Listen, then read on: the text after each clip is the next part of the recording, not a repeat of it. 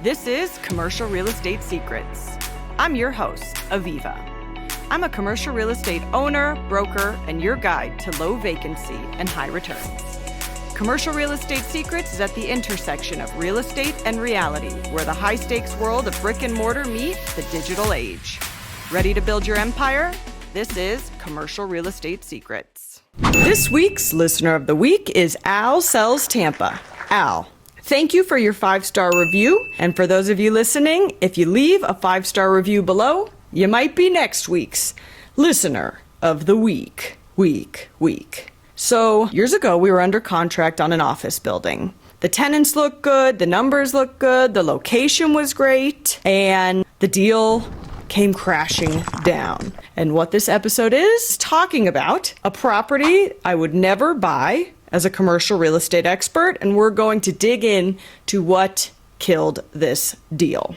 Now, I want you to picture going to the dentist's office. You walk in the building and there's a reception area, and then you go up the hallway, maybe you go to the bathroom, and then you go to your dentist's office. Now, when you are in the hallway, when you are in the lobby, when you are in the bathrooms in the building, you are in what is called common area. Now, from just a novice's eye, you don't think about something like that. You don't think about the janitorial service that you need when it comes to common area. You don't think about who's paying for the lighting in the common area. Well, when you're buying a building, you get to start unearthing those numbers. Everybody thinks real estate is passive, right? You find your tenant, you put them in, and then you go to the beach and party. I wish it was like that, but unfortunately it's not. And then people also think that when you're provided numbers on a property from the broker or from ownership that they're correct.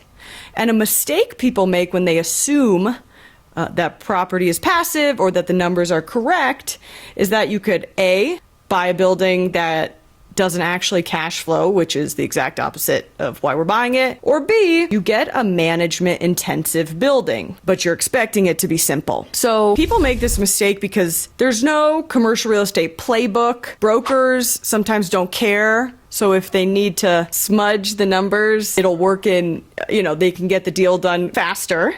But it's really important to understand that as a buyer and even as a broker, you need to proper due diligence in order to see a deal through. Now, how do you do that? Good question. I thought you'd never ask. First and foremost, I implore you to have a qualified real estate attorney look at every single document in your transaction file. I know it can be expensive, but the money you're spending with an attorney is far less than buying a property that has a negative cash flow. 2, find a mentor. Find somebody you know in your community, circle, whatever, who has experience, and then provide them a value somehow so that you can get knowledge, because the commercial real estate industry is the Wild West. Unless you know every single number down to the penny exactly that you verified yourself, you are in shark-infested waters, literally. So find a mentor, find a broker who cares, right? You want to surround yourself with people who are capable of transacting and who have already walked somebody else through a transaction so that you can make sure you don't do the number one rule, which is not doing a dumb deal. Do your due diligence and verify every number yourself. Now, this works because commercial real estate is a high risk, high reward sport, right?